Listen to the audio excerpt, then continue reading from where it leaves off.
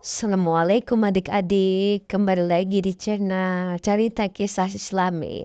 Di video kali ini kakak akan memberikan tutorial cara menggambar sajadah yang gampang dan mudah ditiru.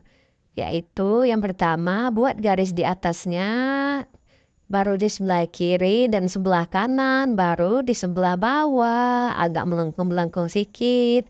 Lalu ditambahlah suiran-suiran yang di bawah ini biar sajadahnya itu kelihatan cantik. Pasti adik-adik bisa menggambarnya. Begitu juga di atasnya.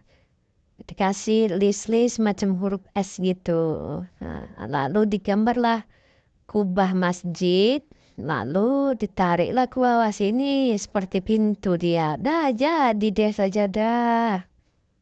Nah, kita tulis di sini saja. Dah, asa ji aja di ada ha sajadah. Oke. Sekarang tinggal kita warnain. Sambil kita mewarnain gambar, kakak akan bercerita tentang kisah yang berkaitan dengan sajadah, yaitu kisah seorang muazzin yang meninggal di atas sajadah. Pada suatu hari, ada seorang kakek bernama Abdul Muthalib yang biasa dipanggil Kek Talib.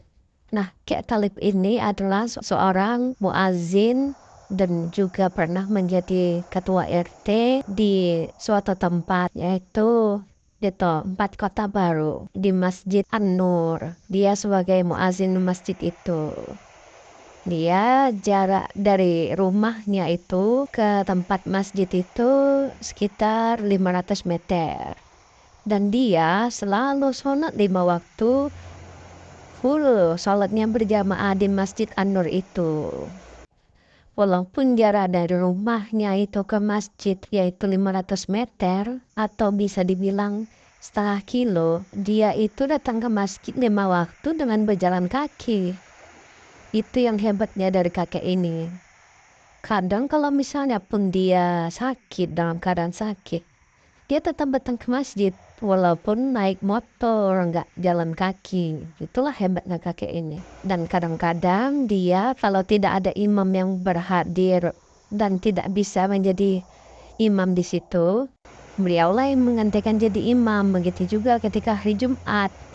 Ketika di hari Jumat gak ada yang khatibnya datang, dialah yang menjadi khatib di hari Jumat. Lalu pada ketika subuh di hari Senin, ketika kakek ini melaksanakan sholat subuh dan imamnya telah selesai salam dan imamnya itu berzikir-zikir, kakek itu pun juga ikut berzikir-zikir. Dan tak kenapa kakek ini kok ketika duduk berzikir itu langsung tergeletak di atas sajadahnya. Dan orang-orang di sekitar situ yang berada di dekat kakek itu kaget melihat kakek ini kok bisa terkapar di atas sajadahnya, dan imam itu pun langsung membawa kan kakek ini yaitu berupa bantal di atas kepalanya, lalu membimbing kakek ini untuk mengucapkan kalimat tauhid la ilaha illallah. Dan akhirnya kakek itu pun mengucapkan di akhir hayatnya kalimat la ilaha illallah, dan akhirnya kakek itu pun menghembuskan napas terakhirnya dalam keadaan husnul khotimah. Jadi kesimpulannya adik-adik, kalau kita mau di akhir hayat kita husnul khotimah, seringlah melakukan perbuatan kebaikan-kebaikan. Karena meninggalnya seorang manusia itu berdasarkan kebiasaan yang ia lakukan. Sebagaimana dalam hadis, matan nasu ala ma ya'isu bih. Meninggalnya manusia itu di atas kebiasaannya. Kalau dia biasa berbuat baik, insya Allah meninggalnya baik. Tapi kalau dia biasanya berbuat buruk, ya maka nanti di akhir hayatnya, ya beliau meninggal dalam keadaan buruk. Maka adik-adik, rajin-rajinlah melakukan perbuatan kebaikan.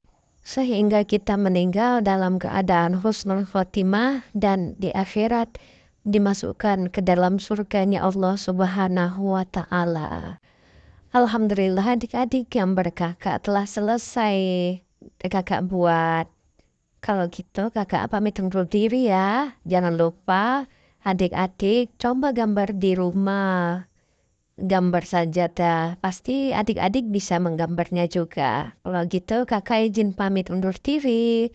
Jangan lupa like, komen, dan subscribe. Assalamualaikum adik-adik. Dadah.